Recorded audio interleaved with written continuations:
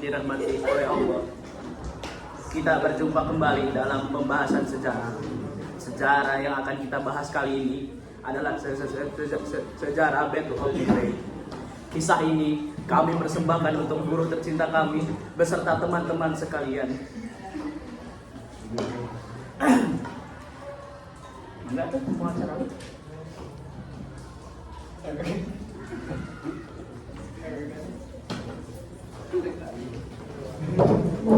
Hari ini 80 tahun yang lalu, 80 tahun. Hari ini 80 tahun setelah Battle of Midway berakhir dengan kemenangan Amerika Serikat dalam pertempuran laut dan udara selama 4 hari. Pada 4 Juni 1942, Laksamana Trijinakumo menggelar serangan besar-besaran ke Pulau Midway. Midway merupakan pulau karang seluas 6,2 km persegi yang terletak kurang lebih di tengah-tengah Asia dan Amerika Utara. Setelah sukses menghancurkan Pearl Harbor, Jepang berupaya untuk menghancurkan Amerika Serikat agar tak menghalangi ambisinya untuk menguasai kawasan Asia. Salah satu strategi yang digunakan oleh Jepang adalah dengan menyerang pulau-pulau yang dikelola oleh Amerika Serikat seperti Outlet di Alaska dan Midway di Pasifik. Jepang berharap dengan serangan itu akan memancing armada Amerika Serikat yang terluka pasca serangan Pearl Harbor untuk terjun ke pertempuran sehingga akan mudah untuk dihabisi. Memang saat itu armada Amerika Serikat amat berkurang kekuatannya. Kapal induk Yorktown diperbaiki ala kadarnya selama 3 hari agar bisa digunakan kembali bersama USS Enterprise dan Hornet. Pada 4 Juni 1942, Laksamana Trijinakumo menggelar serangan perdana dengan mengirim 108 pesawat tempurnya. 9 B-17 yang berpangkalan di Midway dikerahkan pada tanggal 3 Juni 12.30 waktu setempat.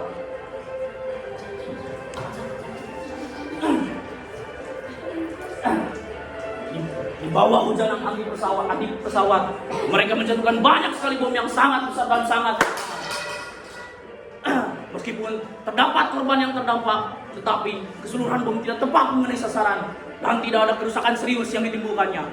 Selepas tengah malam, Akebono Maru menjadi korban pertama setelah dihantam sebuah torpedo dari pesawat amfibi PBY milik Amerika Serikat pada pukul 1 pagi.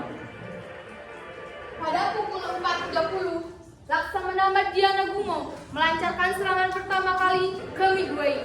Diberangkatkannya 36 pesawat pemboman Tuktik Aichi D-3A dan 36 pesawat pemboman torpedo Nagajima B-5N. Di bawah pengawalan 36 pesawat tempur Jero. Pada saat yang sama, Nagumo meluncurkan patroli udara bersenjata yang disebut dengan CHAP, beserta dengan 8 pesawat pengintai. Misi pengintaian Jepang disusun dengan sangat ceroboh. Terlalu sedikit pesawat yang dikerahkan untuk meliput wilayah pencarian. Di bawah cuaca yang buruk, mereka masing-masing terbang dari arah timur dan timur laut dari gugus tugas Jepang. Di posisi yang salah, yang memotong menjadi penyebab masalah yang serius. Radar Amerika Serikat mendeteksi musuh pada jarak beberapa mil dan beberapa pesawat pengadang segera diberangkatkan. Pesawat pemboman Amerika Serikat berangkat tanpa dikawal dan pesawat tempur yang mengawal mereka ditinggalkan untuk mempertahankan Midway. Pukul 6.20, pesawat Jepang membom pangkalan Amerika Serikat yang berada di Midway hingga rusak berat. Pilot-pilot tempur marinir yang berada di pangkalan Midway menerbangkan pesawat-pesawat model lama yang terdiri dari Grumman F4, F3 Wildcat dan Brewster F2A 3S Buffalo. Mereka mengadang pesawat-pesawat Jepang dan menderita kerugian besar. Walaupun sempat menghancurkan 4 pesawat pemboman Jepang, dan paling sedikit 3 pesawat tempur Jero. Sebagian besar pesawat Amerika Serikat ditembak jatuh dalam beberapa menit pertama. Beberapa mengalami kerusakan dan hanya sisa 2 pesawat yang masih bisa digunakan untuk terbang. Tembakan senjata anti pesawat Amerika Serikat begitu akurat dan intensif. Begitu banyak pesawat-pesawat Jepang yang rusak dan sepertiga dari pesawat-pesawat Jepang hancur. Satu tembakan lagi diperlukan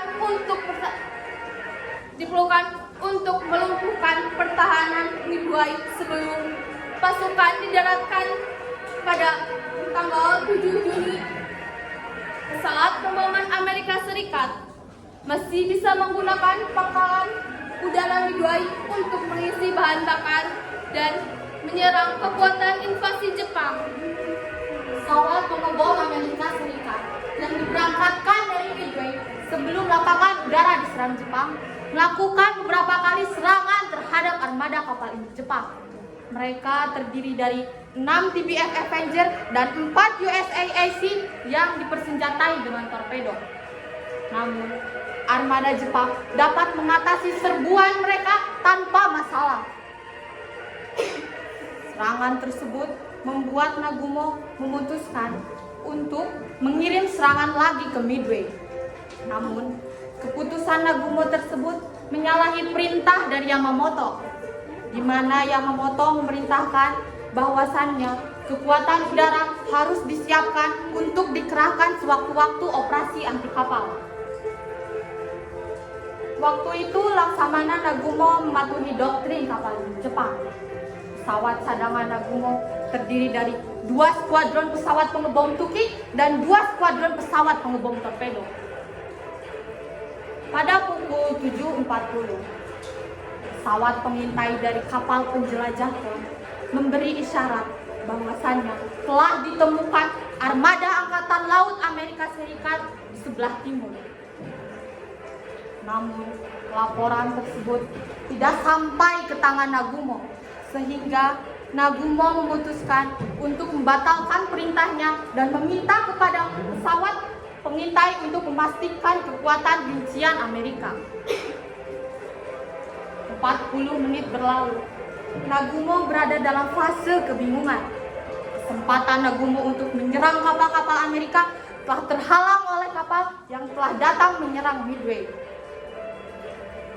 Pihak Jepang tidak memiliki kesempatan untuk menyerang Midway kembali. Apabila Nagumo memberangkatkan pesawat-pesawat cadangannya, berarti Nagumo telah menugaskan mereka dengan persenjataan anti kapal yang tidak layak. Pada akhirnya, Nagumo lebih memilih untuk menunggu dan semua pesawatnya untuk memberangkatkan kapal-kapal untuk menyerang Amerika. Namun,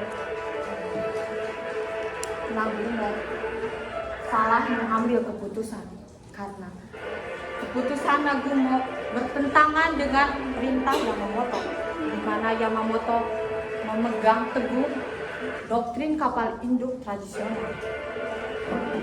Amerika Serikat tidak tinggal diam dan menyerang balik.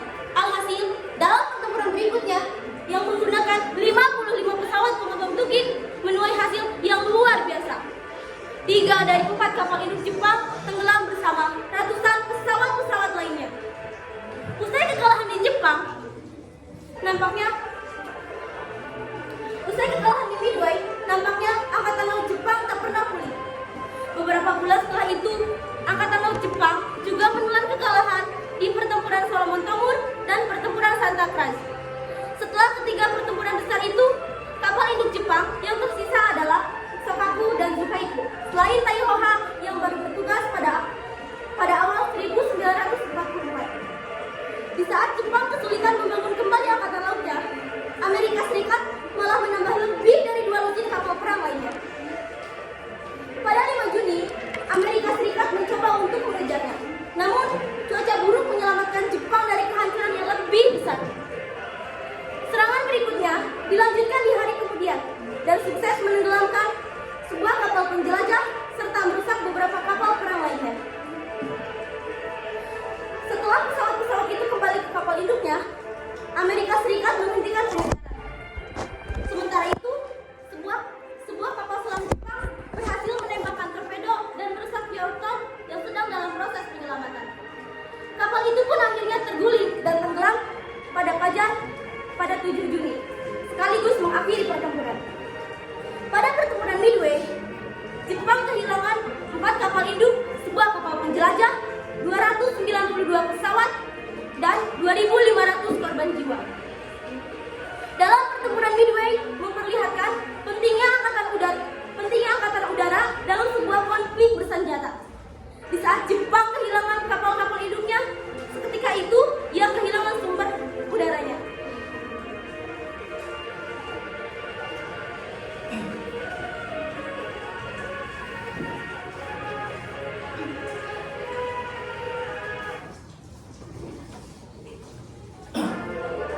Maka dari itu, sejarah ini dimenangkan oleh Amerika Serikat karena kuatnya Amerika Serikat untuk menghalau serangan dari Jepang.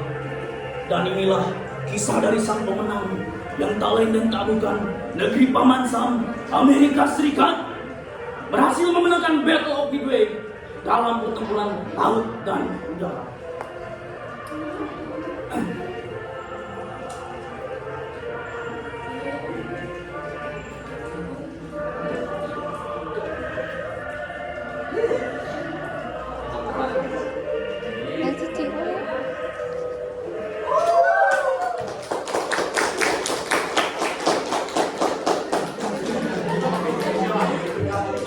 Hadirin sekalian, itu tadi adalah sejarah yang begitu memukau dari Battle of Midway.